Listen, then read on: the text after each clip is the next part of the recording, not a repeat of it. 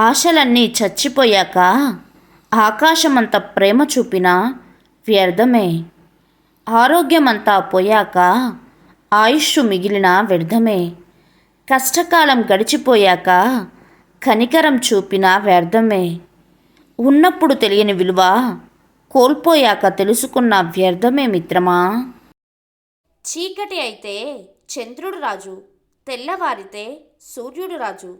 ఒక్కరోజే ఒకరిది కానప్పుడు అన్ని రోజులు మనదే ఎలా అవుతాయి?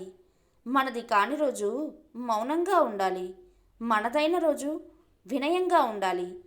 కానీ ఏ రోజైనా ఆనందంగా ఉండాలి మిత్రమా. ఓటమిని స్వీకరించగలిగే ధైర్యం ఉన్నప్పుడే గెలుపుకు మార్గమేంటో తెలుస్తుంది.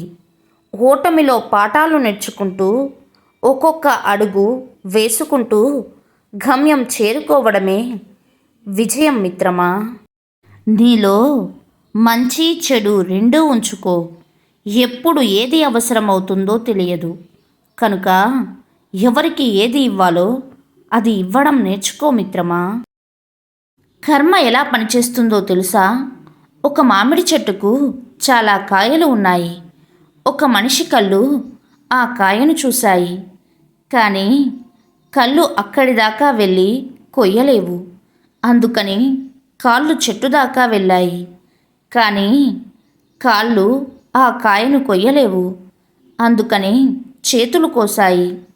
చూసిన కళ్ళు, వెళ్ళిన కాళ్ళు, కోసిన చేతులు తినలేవు కాబట్టి నోరు తిన్నది.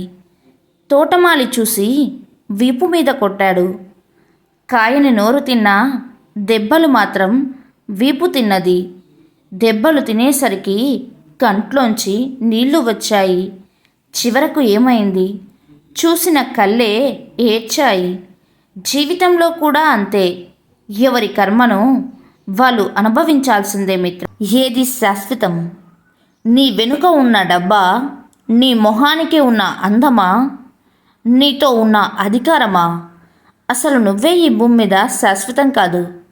ఇవన్నీ నీకు ఎలా శాశ్వతం అవుతాయి? ఒంటరిగా తల్లి గర్భం నుంచి వచ్చావు, ఒంటరిగా భూగర్భంలోకి పోతావు.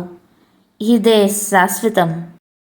డబ్బు, దీన్ని తక్కువగా వాడుకుంటే మిమ్మల్ని కష్టకాలంలో ఆదుకుంటుంది.